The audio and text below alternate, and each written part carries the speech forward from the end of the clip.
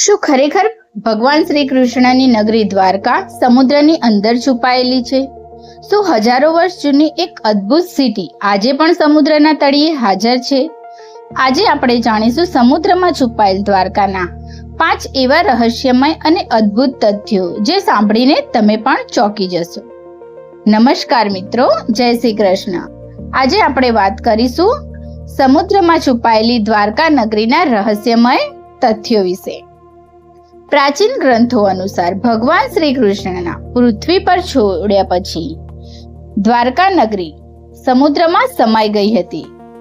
ઘણા લોકો આને માત્ર કથા માનતા હતા, પરંતુ પછી સમુદ્ર મંથનની અંદર મળેલા અવશેષોએ આ ચર્ચાને ફરી જીવિત કરી.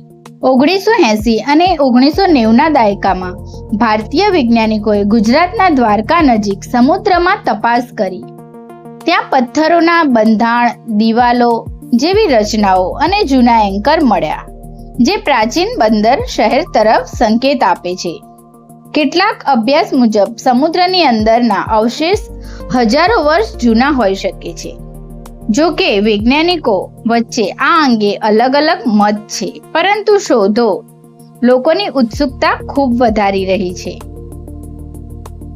પ્રાચીન ગ્રંથોમાં વર્ણવેલી દ્વારકા અને મળેલા કેટલાક પુરાવા વચ્ચે કેટલાક લોકો સમાનતાથી જુએ છે. તેથી ઘણા લોકો માને છે કે આ સ્થાન ભગવાન શ્રી કૃષ્ણની નગરી સાથે જોડાયેલું છે. આજ સુધી વૈજ્ઞાનિકો અને ઇતિહાસોમાં ચર્ચા ચાલુ છે. શું આ ખરેખર શ્રી કૃષ્ણની દ્વારકા છે કે પછી કોઈ બીજી પ્રાચીન વસાહત? સત્ય હજુ સંપૂર્ણ રીતે બહાર આવ્યું નથી.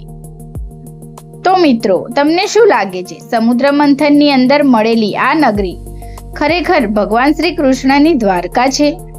તમારો મત કોમેન્ટમાં જરૂર લખજો અને આવી જ રહસ્યમય માહિતી માટે અમારી ચેનલને સબસ્ક્રાઇબ કરજો. ધન્યવાદ.